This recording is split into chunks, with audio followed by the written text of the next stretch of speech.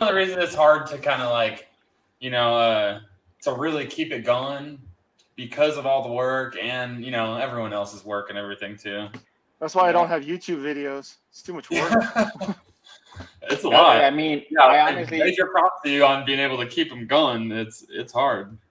That's why I honestly haven't had the time to upload any videos for like a year, 2 years now, or something like that. So it's just busy with other more important things, Yes, Exactly. yes, there you go. Busier with more important things. Yeah. So let me know when you're ready, Chris. Okay, so we're good whenever you want to go. All right.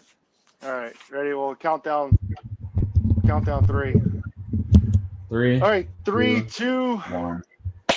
We are back, everybody, and a Welcome. little different look, a little different view, but the podcast is back. We're gonna get through this. We're down a man. We're down our MC, Mr. Corey. So Drift and myself are gonna wing it on our own. So without further ado, I'd like to introduce today's guest. We have the one and only Alfredo, the master of all. The video king. We were just talking about videos before we started recording. So how you been, man? How's it going? What's going on? First of all, thank you guys for the invite. I appreciate it. This is cool. Nice. We need something out there, to keep everyone entertained in our industry, So this is something Definitely. That you could look forward. Hey, what's up with the next podcast or something like that, So It's easy to get bored in this industry. Yeah. See, I'm happy you guys have the time to do the videos because, like we were talking earlier, I haven't had the time, to make the video, edit it, upload it. So, I'm happy someone out there is making the time. So, thanks for the invite. Nice. Let's segue with that. You saying you've been too busy to make videos. How have you been? You business good, family good, all that good stuff? Thanks God. Yes, everything. It's been a blessing. We ever since COVID started. So like with the first month that COVID happened, everybody was like freaking out. So it did slow down for like a month, but after that month, business just like double, and then a year later, like it triple. So now it's like we have been like seriously busy. Like we probably profit an extra. Almost double. That's how business got. So it's been a blessing. So we've been booked out like with I say this humbly, like almost a month already booked in advance, day on day. And right now we're like at 2.5-3 weeks, but we've been like this for like over 2 years that we've been booked ahead that far out. So it's a blessing, It also has a lot to do with the area that I cover, the home surrounding me, the business surrounding me. Like I kind of put my I don't know, my reputation out there, so companies and people refer me. Like I don't have to do advertising. Like thanks God, now they do the advertising for me, putting the word out there. When someone asks in the Corona area, like I seen 20 people just one back to back with my name, Alfredo Sarula. So that's awesome. It's a blessing. That's a good feeling right there when you get it is. Oh yeah. Yep. They're well deserved too. Yes, we provide quality service, good prices, we're definitely not the cheapest, but we're not ripping people off either, so we keep it normal. Your work and your shop name speaks for itself when it comes to your quality and your overall, not just your quality, your overall experience of the whole situation. Correct. Oh, definitely. So have you had to do anything to aid in your newfound extreme busyness? Did you hire a tech? Did you have a sub? I saw you training your son. I know he's probably not quite old enough to really be a tech yet, is he? He is, man. He's 20 years old, man. Oh, wow. Jeez. Oh, nice. Time flies. Oh, my goodness. Wow. Yeah. He's 20 years old, man. So he's a full tech. He's a full technician now. He's been with me since he was like 12. I mean, not full time, but he's been around the shop since he was 12. So he knows how to do everything from taking the car apart to shooting the glue to setting the glass. He's doing it the smart way, like the new generation. He uses setting tools. I told him, I do not want your back hurting like my back is hurting right now. So, it's like, you got to do this the right way. So, it's definitely easier in a way for him because all the tools are available. But what gets complicated, it's the cameras, dismounting, and, the post scans, pre scans. Like me and my wife, we still do those things for him because, that takes time away of his installation. And now he's just focused on the installations, and I'm focused on the technical and, of course, the high-end cars that come in.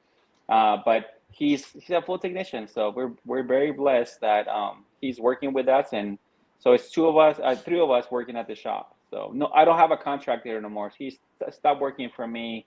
Well, he was a full-time, not a contractor, for about, since COVID happened, pretty much. Like right after COVID started, he left. He went and opened up his own place. Yeah.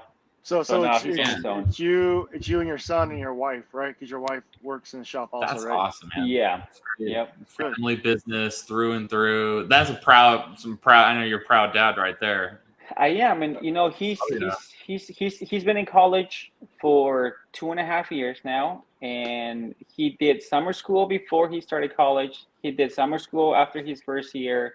He did summer school after his second year. So he's ahead. So now he's hopefully got a semester away from becoming a firefighter. Like he'll have a fire technology degree. Nice. So That's very killer. Proud dad for sure. Yeah. Oh yeah. Congratulations. That's awesome. Yeah. Congratulations to you and him. I'll let him know for sure. He'll be happy. Nice. So you were talking that businesses kind of soared during COVID. Have you had any issues with supply chains, with parts, with what's going on down there? Because I know that SoCal's kind of like it's a big hub for a couple warehouses. There's a lot there, but at the same time, it's having to go everywhere else just to make everyone else have something too. So I started installing glass that I wouldn't install before. It's just because of the need out there, and I'm still actually with the similar problem of getting glass in. So we do a lot of recalibration. So we do a lot of OEM glass. So we have had to wait 3 months for a piece of glass. Like, I'm not kidding. And this is not one glass. This is like maybe over 100 pieces of glass that we have to wait several months before we get the glass in. I've had that same situation, especially with a lot of the Korean cars. Yeah.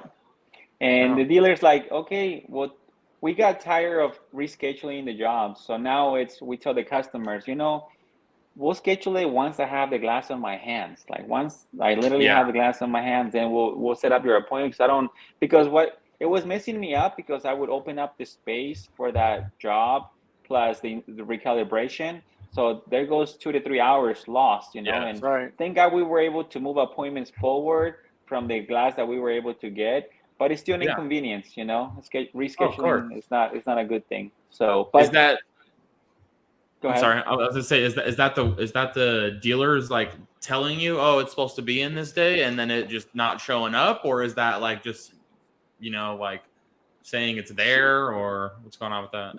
They normally say that it got put back on back order again. So you ordered it while it was still good, and then got put on back order in between there. Oh my gosh. And this happens. You already have the order placed, and it could happen again. Like right now, it's I actually have a job right now that is pending for that reason. That they were like, no, we are going to get it, but no, it's still not getting it. I got a job that's been sitting around 3 months. A Mazda Miata, or a new Miata, or whatever they call it now, Mazda 5 or whatever. But yeah, they're waiting for the color coded trim, and this has been infinite back order. Wow. So I also had a lot of trouble getting semi windows. We have a few big accounts with semis. We were not able to put a Peterbilts or the Kenworths, the 2038s, 2039s. We were out of those for like, I don't know, man. Like at least 4 months we couldn't get those windows. and if a pallet would arrive at the warehouse, dude, it was gone before it even got open. Like, oh yes, that's dude, it was crazy. I mean, there was so many posts in all the groups, everywhere, online, everything about nobody getting semi-glass, because usually when companies do semis, they're not just doing like, I mean, it's either you do one or two here and there, or you have an account and you're doing them all the time. Yes. It's one or the other. So if you're doing them all the time, you're running through that glass quick. And yeah, when it was gone, man, there were guys going, what was it? I think Terry was having to go down into El Paso and he was driving from Denver all the way down into Texas to get parts. Yeah, Denver. Yeah, exactly. Jay was going from Seattle to Portland to get parts. Yeah, I know guys were coming from California to Arizona to pick up parts. It was. Dude, I have friends that went to Arizona to get glass because you guys. Yeah. I don't know. I think you guys have a big hub over there, or I don't know. Yeah, well, in Phoenix we have a giant distribution spot for Pilkington and Migrant. So I see. So yeah, some of my friends would go make the drive over there to pick up glass. So yeah, I mean, I actually did that all the way to Bakersfield. Bakersfield? I had to drive all the way to Bakersfield to get, and I was loaded. When I came back, like I was loaded with everything they had left. Was it about a 4-hour drive for you? About a 4-hour drive, yeah. 3.5, 4-hour drive, yeah. Wow. Were you taking a trailer and loading up, or was it just like in the back of the truck? No, I do have a trailer. Yeah. Yeah. You should. Y'all were getting smart with it, having to, pick up a lot more than you needed just because of what was going on. Well, so a dude rolled over here from Cali in a U-Haul and had two 30 light floor racks inside the back of the U-Haul. Oh wow. Yeah. Crazy. We had to do what we had to do, do what we have to do. That is very, very true. So, we got a little thing coming up here in a few weeks. Auto Glass Week. Little show. Yeah. Man. I'm sure you're going, and in fact, rumor has it you're competing. So I'm back again competing, man. Back again competing. You took a break off for, was it 2 years? 2019, so 2021, so 2 years. I think 2 years. Okay. But in 2019, you just did the repair competition, though, right? Yes. Yeah. So you're doing the replacement competition this year. 4 years later. Yeah. So it's been 4 years since I haven't done the replacement. 4 years since the replacement. Yep. So you're going up. Why? That's the question. Why? Why do you want to go back? What's your motivation? My motivation is, I guess the adrenaline that kicks in. Like when you're competing, it's just like, man, it's like a drive, to that adrenaline going, like the fun, being in the moment. Yes, being in the moment. So it also puts, I guess, what I know to the test. It's like, it keeps you on your toes with your skills, definitely. It does, because honestly, man, it keeps you like up to date with everything. Like before the competition, everybody wants to be certified, master certified.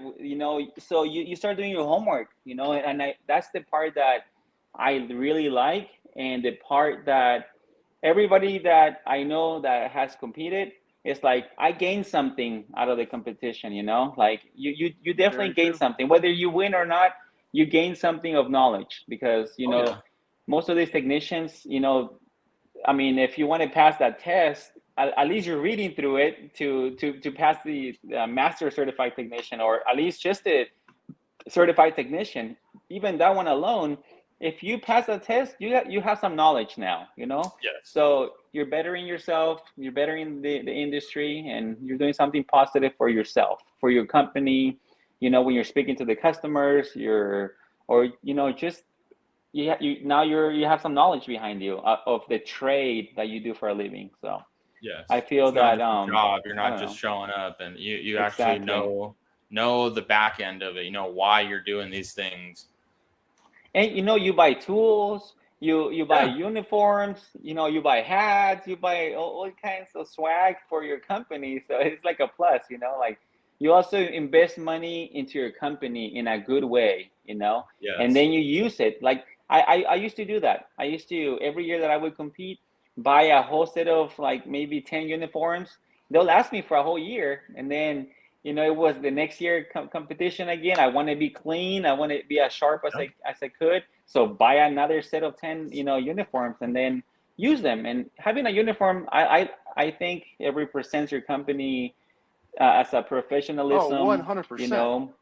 So I all those little things, I guess they're part of, competing. They're kind of motivating you and kind of forcing you to do it. You're not going to show up to the competition with a t-shirt, you know what I mean? You want to show up to the competition with a uniform. You want to look good. You want to show off who your company, or you're proud of who you work for. You want to show it off. Yeah. You take pride in what you do and what you look like, your appearance, all that.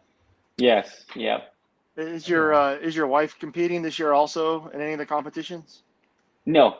Nope. She's going to be there to support me. Nice. And yep, and hopefully got my son coming for the first time to go to the event, so he'll be there too. That's awesome. Nice. Are you doing anything else? Any seminars? You doing any demonstrations? You do anything else during the show? Yes, they invited me to do the career day. So I'm going to be speaking. Nice. I'm going to be one of the speakers in the career day. I love doing career day. So when they reached out to me, I was like, yes, of course. I love doing career day. Like when I go to my kids' schools, the first years that I went, it's like, oh, this is so cool. And then the following years, they would call me. It's like, you're one of the top. If not the top, you're like the top one requested, by the teachers. Wow. So that was cool. A motivating thing. So yeah, that's cool. Yeah, it gets to your heart, So. Oh yeah. That's cool. I heard when I think it was Tara had mentioned that they were doing a career day at this year. I was excited about that. I could not believe that they finally had gotten, to that point. Like it's finally to where you can do that. This is not an industry where we, ever get that opportunity, or, schools, nobody recognizes us as a, like a real trade, I guess you could say. So it's an afterthought. It's an afterthought in the body shop really world. Nice. Yeah, and it's nice really for that recognition, and I think you're a great person to do that speaking. Definitely. Thank you, I appreciate that. Yeah. So so I'll definitely be doing that, and then looking forward just for the seminars. I'm a part of the Auto Glass Safety Council member, so I get to go to the meetings, and the meetings are awesome. I really like what goes behind the scenes, like there's a lot that goes on for everything that they put out there, the marketing, the programs, everything, that they themselves, they stay up to date, share with everyone. And you only get that, when you're part of the Auto Glass Safety Council, and then you go into the meetings. I think those meetings are full of knowledge, and then you get to speak to the people that are involved, very deep into our industry, and they're involved with, car manufacturers, adhesive manufacturers. So they're the ones that get the intel, so if you're in those meetings, you actually listen to all the discussions that are going on back and forth, so I really enjoy those meetings myself. That's really cool to hear. I've kind of always been interested to know what was going on in the meetings like that. I didn't know if it was just, this is what we're doing this year, or if it's they're really talking about stuff. That's cool. That's cool. Very intense, man. Very intense. There's times that we're like, we have to take a pause because we have other things scheduled, but because they're just going on about it.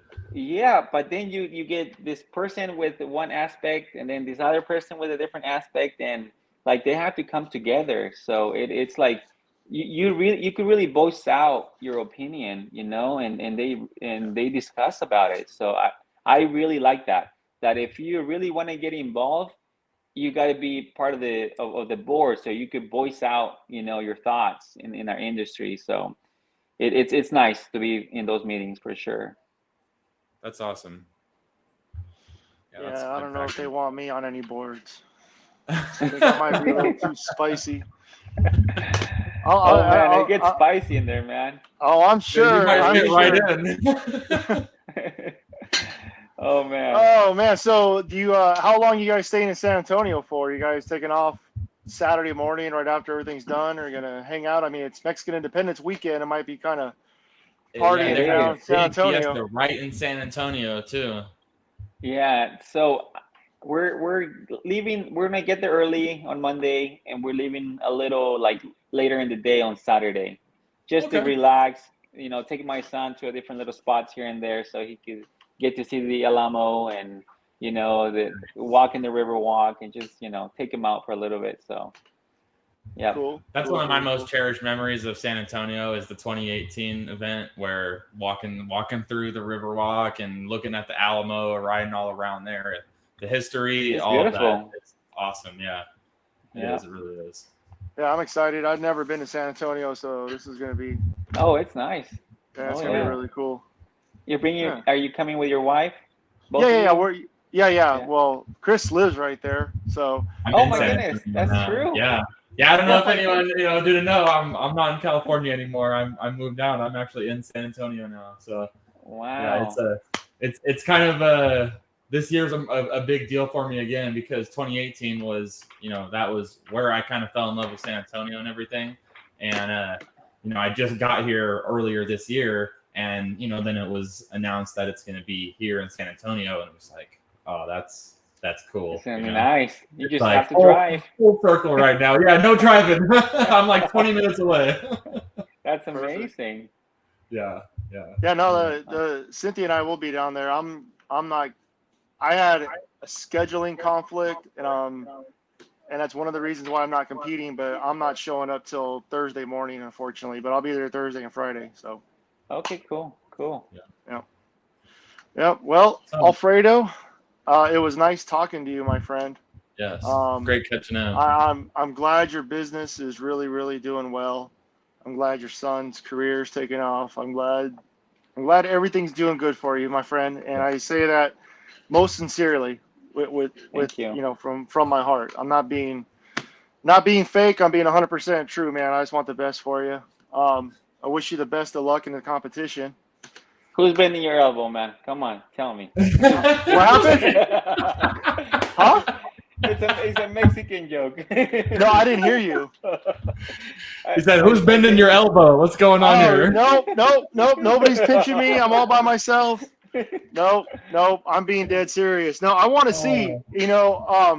Ever since I competed in 19 and failed the way I did, I really want to come back. And then with COVID and all that, those problems, and then this year some unforeseen issues have allowed me not to have the opportunity. But I'm going to next year for sure. And It's nice, man. no, it's really cool. It's a lot harder than you think until you do it. It is. It really is. There's a lot of pressure.